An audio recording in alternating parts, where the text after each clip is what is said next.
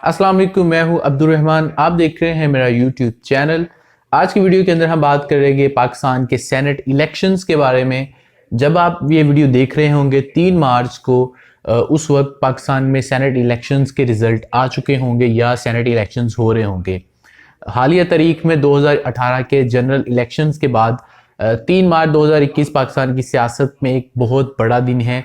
लेकिन कौमी असम्बली के इलेक्शंस की तरह सेनेट के इलेक्शंस बिल्कुल सादा और सिंपल नहीं होते। इसके अंदर जो तरीकाकार इख्तियार किया गया है या किया जाता है वो बहुत ज़्यादा कॉम्प्लेक्स है। तो हम इस वीडियो के अंदर आपके साथ सेनेट इलेक्शंस के हवाले से मुकम्मल डिटेल शेयर करेंगे। इस वीडियो को हमने 3 हिस्सों में डिवाइड किया है। वीडियो के पहले हिस्से में हम बात करेंगे पाकिस्तान में जो सियासी निज़ाम है उसका तरीकाकार क्या है, यानी कि पाकिस्तान में कौन सा फॉर्म ऑफ गवर्नमेंट है और दुनिया में मुख्तलिफ ममालिक के अंदर क्या सिस्टम चलता है, इसके मुतल्लिक भी हम आपको शॉर्टली ब्रीफ करेंगे। उसके बाद हम आपके साथ शेयर करेंगे सेनेट की तारीख। हम आपके साथ मुकम्मल शेयर करेंगे कि सेनेट को कब कायम किया गया और क्या मुहर्रकात थे जिस वजह से सेनेट का क़याम अमल में आया। और वीडियो के आखिरी हिस्से में हम बात करेंगे कि सेनेट इलेक्शन का तरीकाकार क्या है, क्योंकि हम में से बहुत सारे लोग ऐसे हैं जिनको सेनेट इलेक्शंस के बारे में कुछ नहीं पता कि कैसे होते हैं। पाकिस्तान एक जमहूरी मुल्क है और यहाँ पर भी जो सियासी निज़ाम है वो बाकी दुनिया जैसा ही है। दुनिया के अंदर बहुत सारे फॉर्म्स ऑफ गवर्नमेंट्स है जिनमें से डेमोक्रेसी को सबसे बेहतरीन तस्वुर किया जाता है। कोई भी सिस्टम 100% दुरुस्त नहीं हो सकता, लेकिन डेमोक्रेसी को बहरहाल जो सैकड़ों सालों की दुनिया की तारीख है उसमें सबसे बेहतरीन तरीका कहा जाता है। डेमोक्रेसी के बारे में कहा जाता है government of people, by the people and for people. जमहूरियत के बहुत सारे ड्रॉबैक्स भी हो सकते हैं, लेकिन उनको हम इस वीडियो के अंदर डिस्कस नहीं करेंगे। जमहूरियत एक ऐसा निज़ाम हुकूमत है जिसमें लोग इंतखाबात के ज़रिए अपने नुमाइंदों को मुंतखब करते हैं और वो नुमाइंदे बाद में ईवानों में जाकर उनके लिए कानून साजी करते हैं। जमहूरियत बादशाह से बिल्कुल मुख्तलिफ है। एक मोनार्की के अंदर ये होता है कि किसी किस्म का इलेक्शन का कोई कॉन्सेप्ट नहीं होता। नस्ल दर नस्ल जो हुक्मरानी है वो आगे चलती है, जैसा कि सऊदी अरब में है। एक रिसर्च के मुताबिक दुनिया में तकरीबन 16 तरह के निज़ाम हुकूमत है, जिनमें democracy, theocracy, autocracy, fascism, technocracy, anarchy, monarchy, oligarchy, plutocracy, tyranny, totalitarian, federation, communism, junta और डिक्टेटरशिप। अगर आप दुनिया में rise in forms of government को तफसीलन पढ़ना चाहते हैं, इनकी हिस्ट्री के बारे में पढ़ना चाहते हैं, तो मैं आपको रिकमेंड करूंगा ये book political science theory and practice, जिसके जो ऑथर है वो मजरुल हक है। तो आप इस बुक को रीड आउट कर सकते हैं, ये एक बहुत ही अच्छी बुक है। अब डेमोक्रेसी की भी एक से ज़्यादा टाइप्स हैं, यानी कि आप कह सकते हैं कि मुख्तलिफ मुल्कों के अंदर डेमोक्रेसी है लेकिन उनका जो सिस्टम है वो बिल्कुल मुख्तलिफ है। डेमोक्रेसी के अंदर कुछ ऐसी कंट्रीज है जहाँ पर जो सारी की सारी पावर्स होती हैं वो प्राइम मिनिस्टर के हाथ में होती है, और कुछ ऐसे भी ममालिक है जहाँ पर सारी की सारी पावर्स प्रेसिडेंट के हाथ में होती है। और ईवानों के मुतालिक भी ये है कि कुछ ऐसी डेमोक्रेसीज होती हैं जिनके अंदर जो उनके ईवान होते हैं वो एक ही ईवान होता है, यानी कि उनका जो लेजिस्लेटर होता है वो सिर्फ एक ही होता है, जिसको यूनिकैमरल लेजिस्लेटर कहते हैं। और 1947 में जब पाकिस्तान बना था तो उस वक्त पाकिस्तान भी एक यूनिकैमरल सिस्टम के तहत ही चल रहा था। और कुछ ऐसी कंट्रीज होती हैं जहां पर 2 ईवान उनके होते हैं, जैसा कि पाकिस्तान है, तो उसको बाई कैमरल लेजिस्लेटर कहते हैं। पाकिस्तान के अंदर जो ईवान बाला है उसको हम सेनेट कहते हैं और जो ईवान ज़ेरी है उसको हम कौमी असम्बली कहते हैं। पाकिस्तान के अंदर पार्लिमानी सिस्टम है, यहाँ पर सारी की सारी जो पावर्स हैं वो प्राइम मिनिस्टर के हाथ में है। इसी तरीके से अगर हम अपने हमसाया मुल्क भारत को देखें तो वहाँ पर भी सारी की सारी जो पावर्स हैं वो प्राइम मिनिस्टर के पास है। और पाकिस्तान इंडिया दोनों के अंदर जो सदर है, ये जो सदर का ओहदा है ये सिर्फ एक सिंबॉलिक है और सदर साहब के हाथ में कोई पावर्स नहीं होती। पाकिस्तान की तरह भारत में भी 2 ईवान हैं, लोकसभा और राज्यसभा। अगर हम इससे ज़रा बाहर निकले, अगर हम अमेरिका की बात करें तो अमेरिका के अंदर भी डेमोक्रेसी की ही एक टाइप है, आप पार्शियल टाइप कह लें या किसी तरीके से भी, लेकिन वहाँ पर जो सारी की सारी पावर्स हैं वो प्राइम मिनिस्टर के पास नहीं बल्कि प्रेसिडेंट के पास होती हैं। यूएस कांग्रेस के 2 ईवान हैं, जिनमें से एक को हाउस ऑफ रिप्रेजेंटेटिव्स कहा जाता है और दूसरे को सेनेट कहा जाता है। इसी तरीके से अगर हम इंग्लैंड को देखें तो इंग्लैंड एक ऐसा दुनिया का मुल्क है जो एक ही वक्त में मोनार्की भी है और डेमोक्रेसी भी है। इंग्लैंड के भी 2 ईवान हैं, एक हाउस ऑफ कॉमन और एक हाउस ऑफ लॉर्ड्स। कहा जाता है कि जो ब्रिटिश प्राइम मिनिस्टर है वो दुनिया के सबसे पावरफुल प्राइम मिनिस्टर हैं।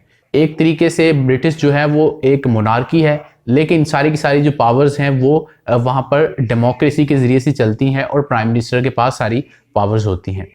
पाकिस्तान में गवर्नमेंट की 3 ब्रांचेज हैं। हमारा जो सियासी सिस्टम है हमारा जो मुल्क है वो 3 ब्रांचेस के ऊपर खड़ा है, लेजिस्लेचर, एग्जेक्टिव और जुडिशरी। लेजिस्लेचर के अंदर हमारे दोनों जो ईवान हैं, अपर हाउस और लोअर हाउस, उसके तमाम जो रिप्रेजेंटेटिव्स हैं, तमाम जो अरकान हैं वो आते हैं जो कि कवानीन को बनाते हैं। जबकि एग्जेक्टिव के अंदर जो वफाकी कबीना है वो प्राइम मिनिस्टर के अंडर काम करती हैं और उन तमाम कवानीन को लागू करती है। और हमारी जुडिशरी जो है उसके अंदर पाकिस्तान की सबसे बड़ी कोर्ट सुप्रीम कोर्ट है, और उसके बाद हाई कोर्ट्स हैं, और उसके बाद लोअर कोर्ट्स हैं।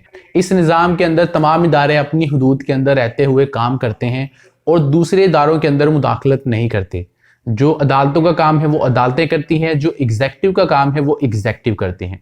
सबसे पहले काम शुरू होता है लेजिस्लेटर से, वहाँ पर ईवानों के अंदर कवानीन बनाए जाते हैं, और उसके बाद जो एग्जेक्टिव हैं यानी कि हमारी जो कबीना है उन तमाम कवानीन जो कि वहाँ से पास करवाए जाते हैं उनको अमल दरामद उनके ऊपर करवाती है। और जो हमारी जुडिशरी है वो पाकिस्तान के अंदर आइन की तशरीह करती है, और तमाम के तमाम जो फैसले हैं, आप कह सकते हैं गवर्नमेंट से ज़्यादा जो जुडिशरी होती है उनके पास पावर होती है, वो किसी को भी पाकिस्तान के अंदर अकाउंटेबल बना सकते हैं।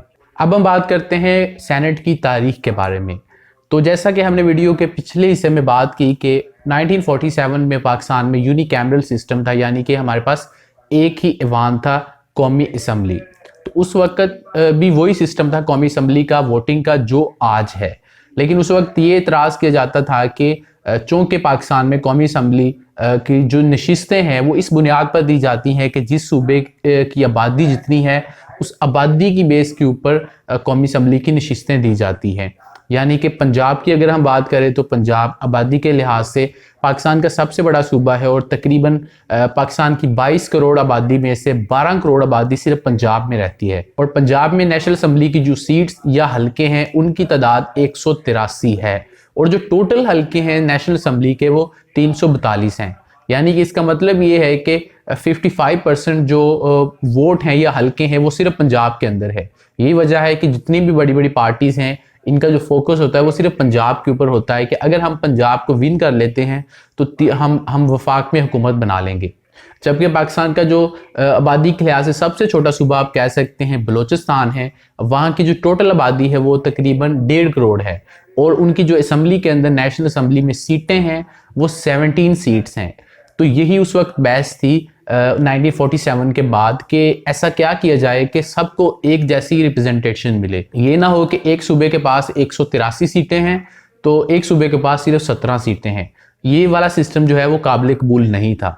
इसी वजह से पाकिस्तान के उस वक्त के जो हुक्मरान थे उन्होंने ये फैसला किया कि एक और ईवान ऐसा बनाया जाए जहां पर तमाम सूबों को एक जैसी रिप्रेजेंटेशन मिले, और इसी वजह से सेनेट का क़याम अमल में आया। 1970 की कानून साज असम्बली ने 1973 का आइन मुरतब किया, जिसके बाद 12 अप्रैल 1973 को कानून साज असम्बली ने 1973 का जो कॉन्स्टिट्यूशन था उसको पास किया, जिसके बाद 14 अगस्त को पूरे मुल्क के अंदर उसको लागू कर दिया गया। और 1973 के कॉन्स्टिट्यूशन के मुताबिक पाकिस्तान के अंदर पार्लिमानी सिस्टम है और 2 ईवान है, यानी कि बाई कैमरल सिस्टम है। 1973 के अंदर जब सेनेट का क़याम अमल में आया उस वक्त सेनेट की जो टोटल सीट्स थी उनकी तादाद 45 थी, जिसके बाद 1977 में इन सीट्स की तादाद को बढ़ाकर 63 कर दिया गया, जिसके बाद अगेन 1985 में ये सीट्स 87 हो गई, और 2002 में इन सीट्स की तादाद 100 कर दी गई, जिसके बाद 2015 में इन सीट्स में 4 और सीटों का इजाफा करके 104 कर दिया गया। और अब तक यानी कि 2021 में भी जो सेनेट की सीटें हैं उनकी तादाद अभी तक 104 ही हैं। लेकिन फाटा जो कि KPK के अंदर जिसको जम कर दिया गया है वहाँ की 8 सीटें थी, जम करने के बाद वो सीटें जो वो ख़त्म हो गई हैं। तो टेक्निकली अगर देखा जाए तो इस वक्त 96 मेंबर्स हैं टोटल सेनेट के, और 2024 तक अब ये देखा जाएगा कि उन सीटों को ख़त्म करना है या तमाम सूबों को मसावी तौर पर उन सीटों की तकसीम कर दी जाएगी। वीडियो के इस हिस्से में अब हम बात करते हैं कि सेनेट इलेक्शंस कैसे होते हैं। ये सबसे बड़ा सवाल है, बहुत सारे लोगों को इसके बारे में नहीं पता। और सेनेट इलेक्शन जो होता है इसका तरीकाकार जो दूसरे जनरल इलेक्शन होते हैं कौमी असम्बली या सूबाई असम्बलियों के लिए, उससे बिल्कुल मुख्तलिफ होता है। इस वीडियो के अंदर हम आपको सेनेट इलेक्शन के हवाले से बड़ी तफसील के साथ बताएंगे, लेकिन इसके साथ साथ आपको कौमी असम्बली के इलेक्शंस के बारे में भी बताएंगे। थोड़ी सी आपको मुख्तसर आपको ब्रीफ कर देंगे कि किस तरीके से होते हैं। ईवान ज़ेरी की अगर हम बात करें यानी कि कौमी असम्बली की, तो कौमी असम्बली 5 साल के लिए वजूद में आती है। 5 साल के बाद इलेक्शंस होते हैं। इलेक्शंस होने के बाद कौमी असम्बली बन जाती है। 5 साल वो अपनी मुद्दत पूरी करती है, उसके बाद कौमी असम्बली तहलील हो जाती है और उसके बाद एक अबूरी हुकूमत आती है जो कि नए इलेक्शंस करवाती है, जिसके नतीजे में एक नई पार्टी सामने आती है। वो पार्टी जो कि 2/3 अक्सरियत हासिल कर ले वो अपना प्राइम मिनिस्टर बनाती है और उसके बाद वही असम्बली सदर का इंतखाब करती है। कौमी असम्बली की जो टोटल सीटें हैं उनकी तादाद 342 हैं, जिनमें से 272 जो हैं वो जनरल नशिस्तें हैं, बाकी जो हैं वो रिजर्व सीट्स हैं, यानी कि ख़वातीन के लिए और नॉन मुस्लिम्स के लिए रिजर्व सीट्स हैं। यानी कि 272 जनरल नशिस्तें हैं और 60 सीटें जो है वो ख़वातीन के लिए हैं जो कि रिजर्व सीट्स हैं, और इसके अलावा 10 सीटें जो है वो गैर मुस्लिमों के लिए मुख्तस हैं। इस तरीके से अगर हम इन तीनों को काउंट करें तो ये 342 सीट्स बनती हैं। सबसे पहले बात करते हैं पंजाब की। तो पंजाब के अंदर 183 जो है वो सीट्स हैं, जिनमें से 148 सीट्स के ऊपर डायरेक्ट इलेक्शन होता है जैसा कि 2018 में भी हुआ, और 35 ख़वातीन की मखसूस नशिस्तें हैं यानी कि रिजर्व सीट। ये कुल मिलाकर हो जाती हैं 183 सीट्स। सिंध की बात करें तो सिंध के अंदर जो जनरल नशिस्तें हैं उनकी तादाद 61 हैं और 14 ख़वातीन की मखसूस नशिस्तें हैं यानी कि टोटल 75 सीट्स हैं। अगर हम केपीके की बात करें तो केपीके के अंदर 47 जनरल नशिस्तें हैं और 8 सीटें जो हैं वहाँ की ख़वातीन के लिए मुख्तस हैं, यानी कि टोटल 55 सीट्स केपीके के पास हैं। और आखिर में बलोचिस्तान की 14 जनरल नशिस्तें हैं और 3 ख़वातीन की रिजर्व सीट्स हैं, यानी कि टोटल 17 सीटें हैं।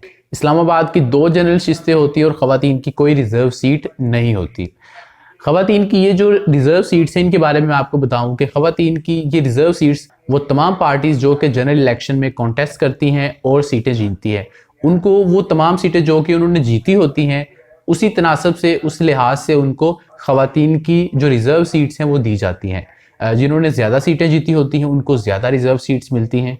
इसी तरीके से आगे सिलसिला चलता है और इसी तरीके से गैर मुस्लिमों की जो नशिस्तें होती हैं वो भी इसी तरीके से दी जाती हैं। ये तो एक बहुत ही सादा और आसान तरीका था, लेकिन अब बात करते हैं जो सबसे मेन पॉइंट है इस वीडियो का, सेनेट इलेक्शंस के बारे में।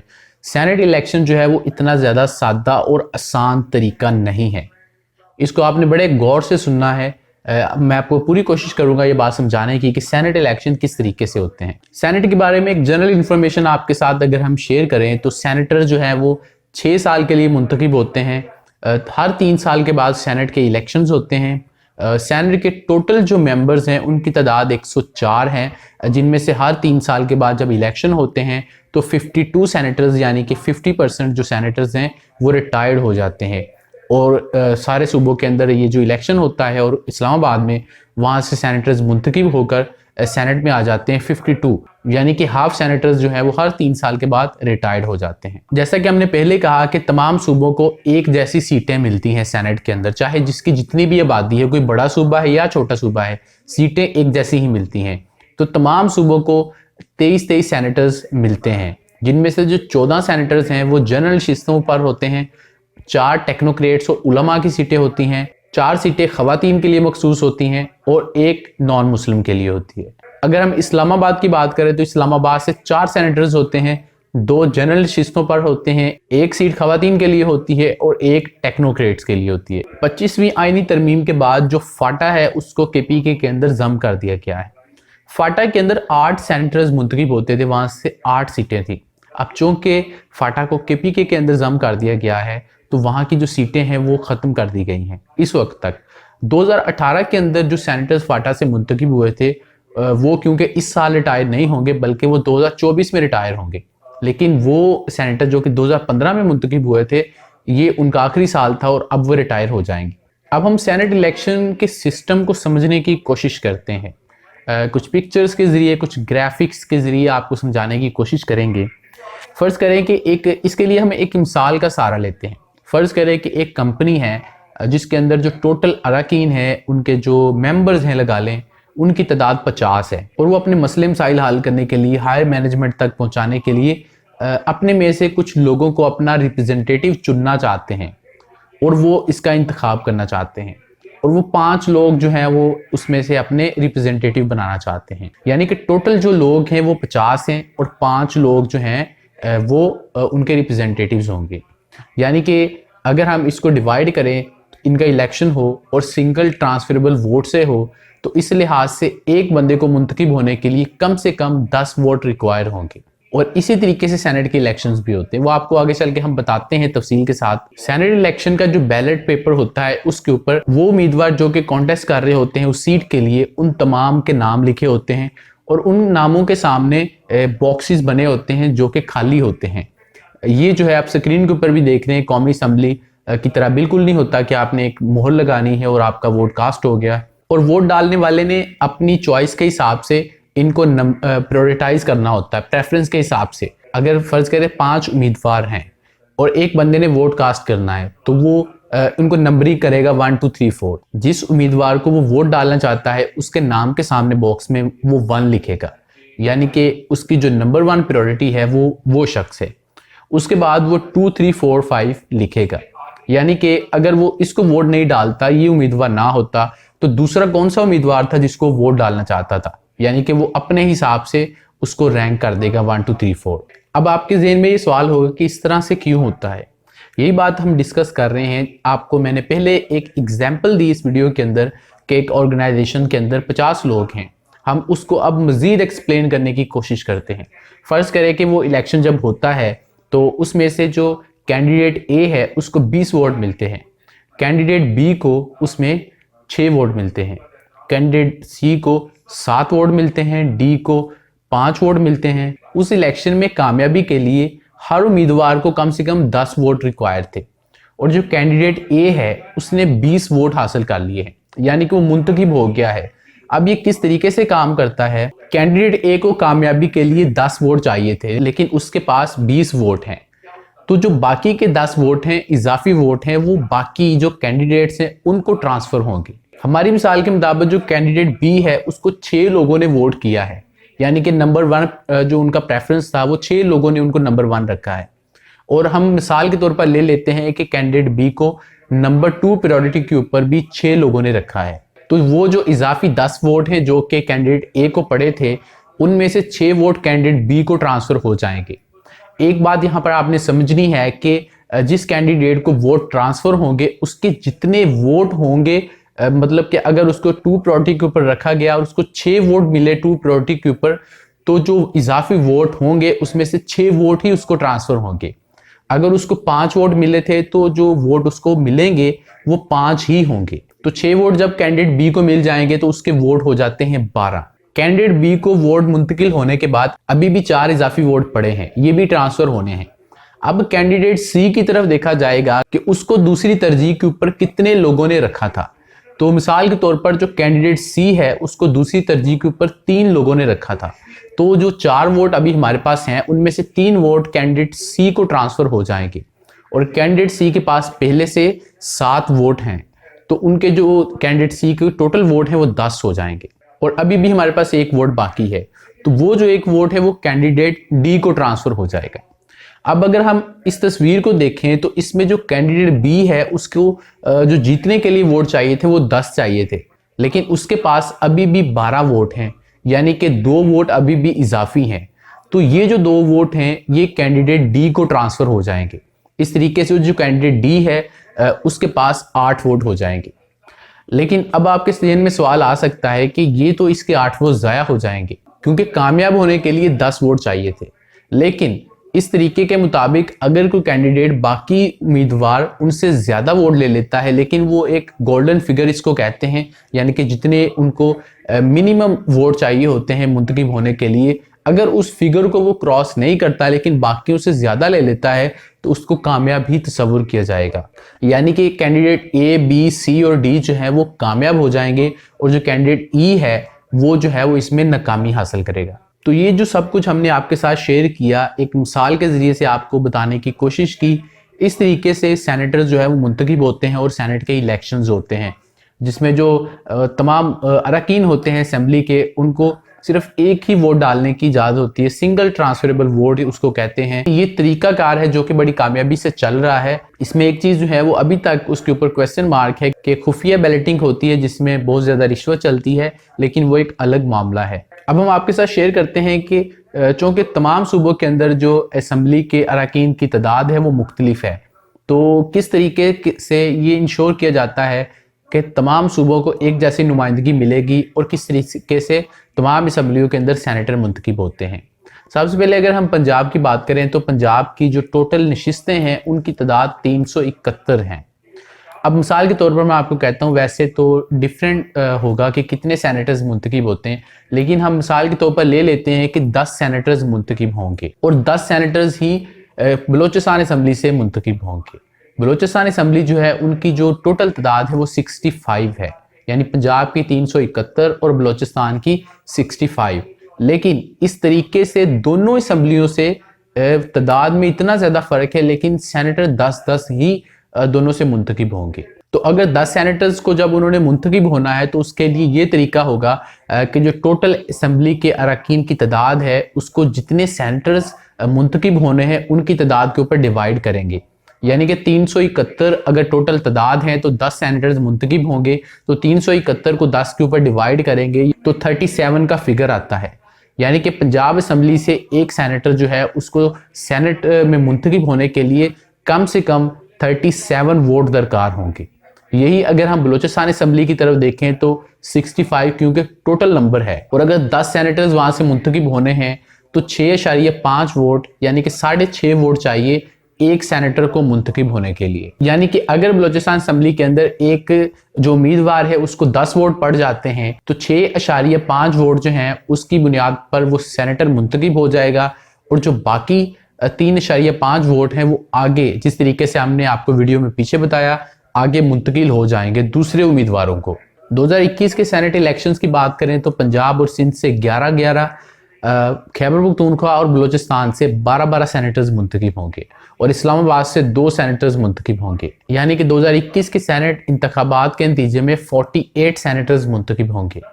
और फाटा के इंतखाबात के बारे में आपको हम बता चुके हैं वीडियो के पिछले हिस्से में कि उनकी जो सीट्स हैं वो इस मरतबा फाटा से सेनेटर्स मुंतखब नहीं होंगे, और वो सेनेटर जो कि रिटायर हो जाएंगे उनकी सीटों के ऊपर दोबारा इलेक्शन नहीं होगा, और वो सेनेटर फाटा के जो कि 2018 में मुंतखब हुए थे वो 2024 तक सर्व करेंगे। तो ये थे सेनेट इलेक्शंस के हवाले से वो तमाम मालूमात जो हमने कोशिश की कि आपको कम से कम टाइम में और बड़े अच्छे तरीके से आपको बताई जा सके। तो हम उम्मीद करते हैं कि पाकिस्तान में सेनेट इलेक्शंस बहुत अच्छे तरीके से हो जाएंगे, और जिस जमात की जितनी सीटें बनती हैं, जितने सेनेटर्स उनकी तादाद के हिसाब से बनते हैं उतने ही होंगे। सुप्रीम कोर्ट के अंदर हुकूमत एक सदारती ऑर्डिनेंस ले गई जिसके ऊपर सुप्रीम कोर्ट से राय भी मांगी गई कि हम ओपन बैलेटिंग क्या करवा सकते हैं। तो सुप्रीम कोर्ट ने इसके ऊपर एक डिसीजन दिया कि खुफिया बैलेटिंग ही होगी, ओपन बैलेटिंग नहीं करवा सकते। आइन के तहत खुफिया बैलेटिंग ही करवाई जा सकती है, या आप आइन को चेंज कर सकते हैं, तरमीम कर सकते हैं। और उसके बाद इलेक्शन कमीशन को सुप्रीम कोर्ट ने ये कहा कि टेक्नोलॉजी का आप यूज़ कर सकते हैं, वोट जो है वो हमेशा के लिए खुफिया नहीं रह सकता, और आपको उसको ट्रेसेबल बना सकते हैं, यानी कि वोटिंग खुफिया ही हो लेकिन उसको ट्रेस किया जा सके। यानी कि आप बैलेट पेपर्स के ऊपर कोई नंबरिंग या बार कोड लगा सकते हैं। तो इस वीडियो में इतना ही। मुझे उम्मीद है आपको हमारी आज की ये काविश पसंद आई होगी। इस वीडियो के मुतालिक आप अपनी हमें कमेंट सेक्शन में राय दे सकते हैं, अपना फीडबैक दे सकते हैं। हमें आपके फीडबैक का इंतज़ार रहेगा। इस वीडियो को लाइक कर दें, शेयर कर दें, और अगर आपने अभी तक हमारे इस चैनल को सब्सक्राइब नहीं किया तो इस चैनल को सब्सक्राइब कर दें और बेल आइकन को क्लिक कर दें, क्योंकि हम इस चैनल के ऊपर आपके लिए बहुत सारी ऐसी वीडियोस लेकर आते रहते हैं। तो जब भी हमको नई वीडियो अपलोड करें तो आपको उसका नोटिफिकेशन मिल जाए।